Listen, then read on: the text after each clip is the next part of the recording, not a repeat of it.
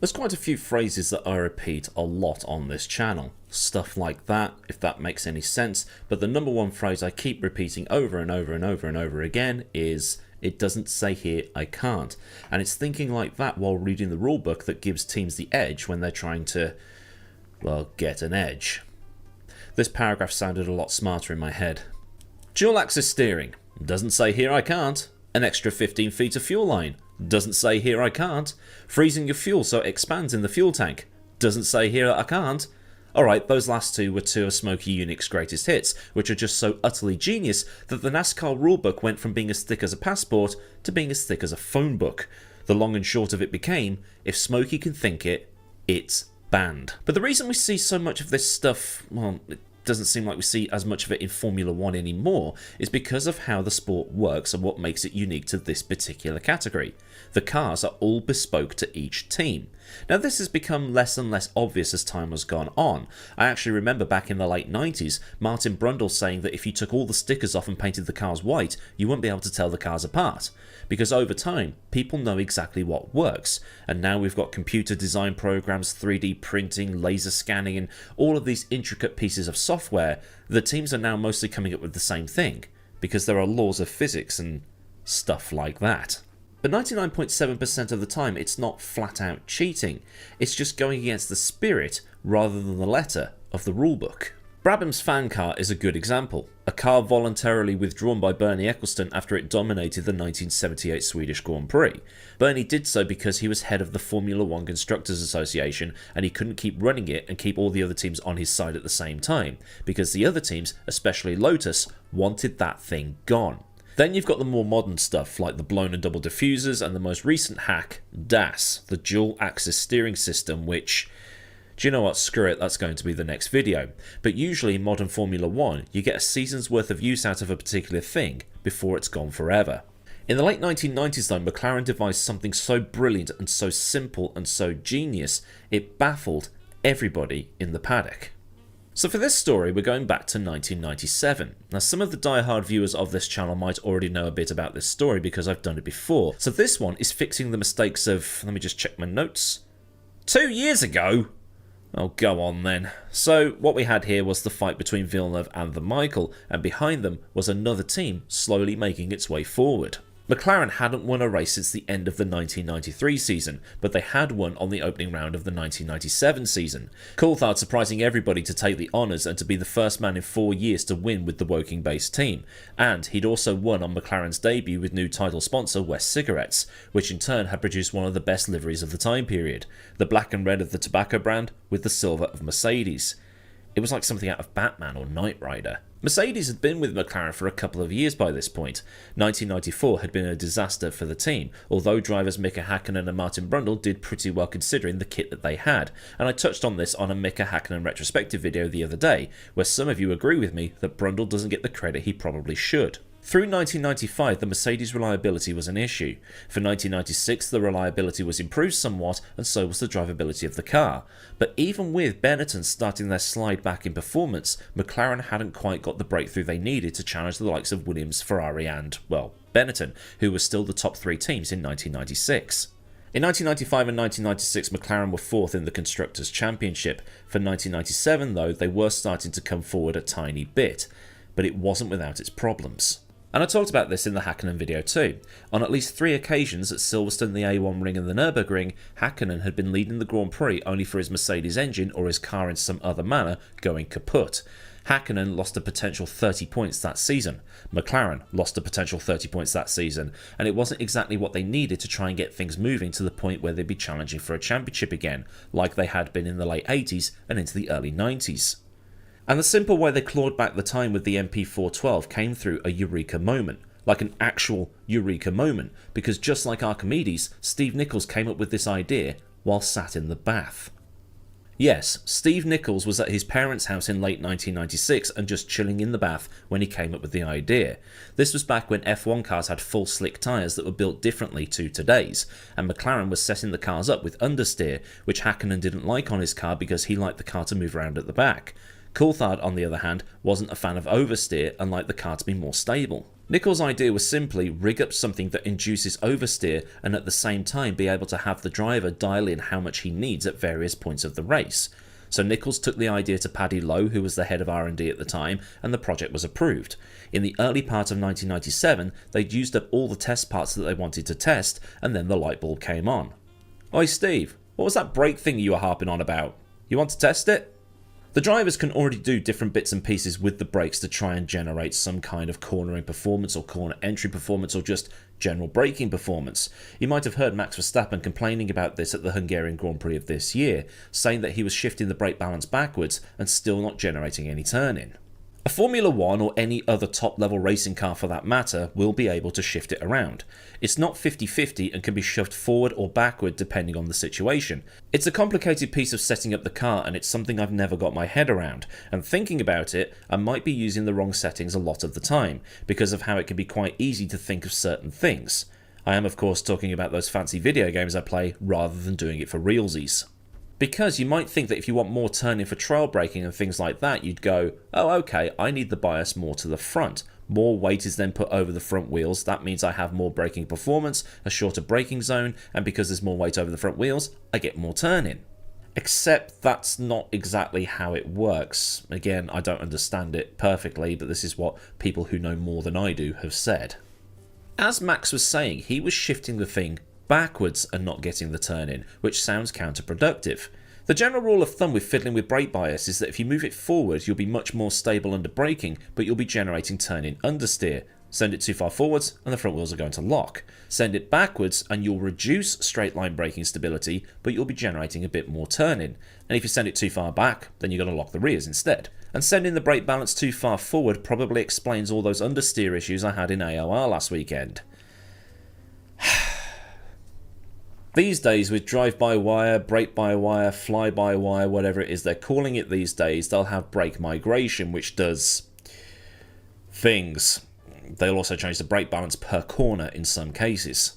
So what does this have to do with McLaren then? They were taking an existing thing and taking it a step further. Adjusting the turn-in with the brake balance is one thing, but you have so many other factors at play as the race goes on. You have your suspension settings, you have your tyre wear, you have your fuel levels, you have the anti-roll bar settings, and other bits and pieces that can't be changed over the course of a race. So while you might be able to do different things with the brake balance over the course of a stint, it will only do so much. Basically, why settle when you can have more? The other teams, as they're driving around and wearing out their tyres, they'll be getting understeer and bits and pieces like that. McLaren, on the other hand, will be able to somehow just do something and get through it, if that makes any sense. I'm using these phrases over and over and over, aren't I? McLaren took Häkkönen's car and fitted an extra master cylinder, a bit of brake hose that went to the right rear caliper, and an extra brake pedal, so that when you pushed the normal pedal, it activated all 4 brakes, but when you pushed the other pedal, it only activated the right rear brake, or left rear brake, depending on how they had it set up. McLaren said they had Coulthard in mind when they developed this system rather than Häkkinen, which confuses me slightly because Coulthard didn't like oversteer, so why would he want more?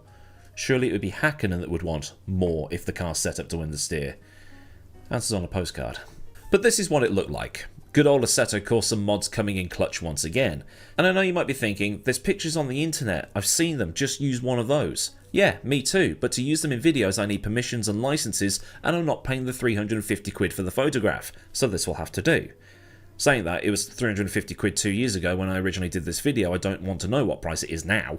But there's your 3 brake pedals. The rightmost pedal is the go pedal, the middle pedal is stop pedal number 1, and the third pedal is the trick pedal, the second brake pedal, the fiddle brake, whatever you want to call it.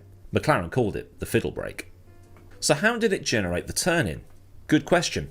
You know how a tank stops one side of the tracks to turn? It's pretty much the same principle.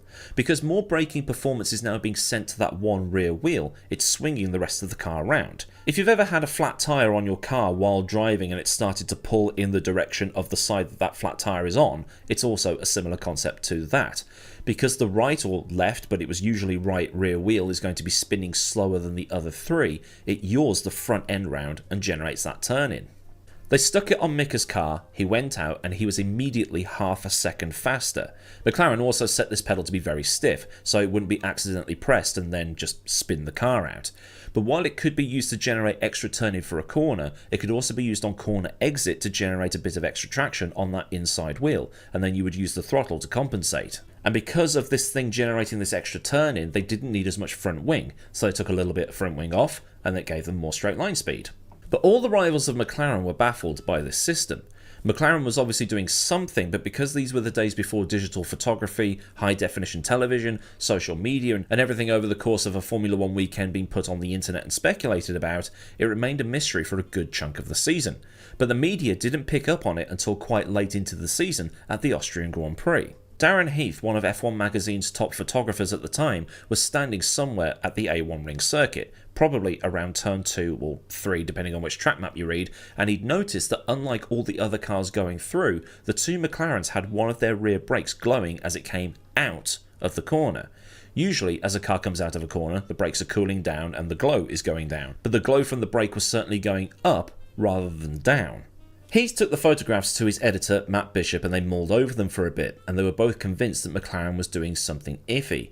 Heath speculated that McLaren must be using some sort of second brake pedal or otherwise trick brake system to make the brake discs glow like that, so they came up with an idea.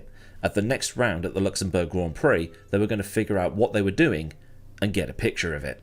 The McLaren website goes on to say that at the Nürburgring, Bishop was watching on TV here in England while Heath was at the race, and Bishop would call as soon as a McLaren broke down so that Heath could get to the car and snap the car once Hakkinen or Coulthard had abandoned it. As it was, one of the McLarens did retire during one of ITV's many ad breaks, and Heath was in the general vicinity of the car. Hakkinen's car had got the steering wheel on, so Heath blindly fired his camera into the footwell, hoping that it would catch what it was that McLaren was doing. The next edition of F1 Racing magazine had the McLaren footwell for all to see. McLaren had been rumbled by the media rather than by the teams or the FIA. So the big debate came. Was it legal or was it not? McLaren insists that it was, due to it being operated by Coulthard and Hakkinen, much like another McLaren innovation, the F-duct, was controlled by Button and Hamilton. It wasn't movable aero, it wasn't computer assisted, it wasn't automated, and it wasn't active suspension or, in the FIA's rules, relative to the sprung part of the car or words to that effect. By the letter of the law, it was legal, but it was exploiting one hell of a grey area. And this is something that has come up again very recently, as it so happens. A technical directive was issued just before the Belgian Grand Prix saying that asymmetric braking was not legal and people shouldn't be doing it, leaving people to think that this might be why Red Bull hasn't been as dominant in recent months. The thinking is that Red Bull had been using some sort of asymmetric braking, and that was allowing Verstappen and Perez to have vastly superior turning compared to the other cars, and that at some point in the early part of the season, the FIA might have cottoned on to this, with Red Bull taking it off as a precaution before the confirmation of it being outlawed came out. See also Ferrari suddenly losing performance when that technical directive came out in 2019 saying that you weren't allowed to bypass fuel sensors, but that's one for the tinfoil hat brigade. It's rumoured that Ferrari had a go at creating its own system. Williams and Prost might have had a go as well, and they were firing protests straight into Charlie Whiting's email inbox with outlandish claims of what McLaren was doing to try and get it banned. Williams supposedly said that McLaren was doing something like turning the brakes off, which Charlie laughed hard at before tossing it out, while Prost claimed that the other teams developing their own systems would cost them hundreds of thousands if not millions of pounds to develop. But this is why the system was so genius. It cost McLaren £50, and it was made out of spare parts they found in the back of one of the transporters. The system was improved upon for 1998, mainly by installing a switch that allowed for Hakkinen and DC to switch the braked wheel almost on a per corner basis. But with Newey now on board and having an input with the MP413, and McLaren getting the new regulations right for the start of 1998, they might have made the overall package a bit too good. At the 1998 Australian Grand Prix, the two McLarens lapped the entire field and finished line astern with no real trouble. Ferrari filed a protest soon after, but McLaren continued to run the system at the Brazilian Grand Prix, where they once again lapped the entire field. Ferrari was claiming that the system constituted four-wheel steering, something that had been outlawed in 1993 when Benetton, with Ross Brawn, who was now ironically at Ferrari, being a part of that particular thing. McLaren counter-argued, saying that this is three-wheel steering at most. Ron Dennis was typically wrong about things when it was eventually banned after the Brazilian Grand Prix. He said words to the effect of, "We have developed this innovation and the only response the rival teams has is to file a complaint rather than to get their own. There are unconfirmed rumours that other teams did get their own pedal built, Ferrari being one of them, but they'd vastly overspent and over-engineered it, and by overthinking it, it was easier to ban it." Unlike DAS, which appeared in 2020 to a similar piece of, "Hey, that's four-wheel steering, I didn't think of that, ban it," fanfare, the fiddle brake was never actually checked before it went on the car, because according to Neil Oatley, there was never any doubt to its legality. It wasn't until the pictures appeared in F1 Racing magazine that they did check with the FIA, but they ultimately ruled that three-wheel steering constitutes four-wheel steering. But it's up there with those moments where engineers have looked at the rulebook and thought of something cool. It doesn't say F1 cars have to have a maximum of 4 wheels. It says so long as the primary use is engine cooling, I can have a massive fan to suck the car to the ground. It says that wings can't flex, but they're measured at this point on the car. It doesn't say anything about where the exhaust has to go. It doesn't say here that I'm allowed to install these tower wings on the side pods so long as it's below the maximum height. And a more historical one, we can top up the water after the race, so let's dump it all on our brakes in the race to make the car lighter. But funnily enough, every single one of those was banned at some point. Some were allowed to go on a little longer than others. But it's one of those things that really encapsulates the engineering genius that often takes place in Formula 1. So then, a second look at McLaren's second brake pedal that was banned for being 4-wheel steering. If this has been an entertaining and at the same time interesting story for you, then do like the video so I know a good job was done. And for more stuff like this, get subscribed and also get that bell on so you never miss out on anything else I do around here. Massive thanks as ever to the rad lads at Patreon that support me at a more personal level. And if you want to help keep things running around here, a link to Patreon is in the description, along with links to Discord, socials, affiliates and other bits and bobs you might want or need to know. Well, there's super thanks for one and done donations and memberships if you just want to not do the whole Patreon thing. So with all that done, I've been Millward. Have a great day wherever you are, and goodbye.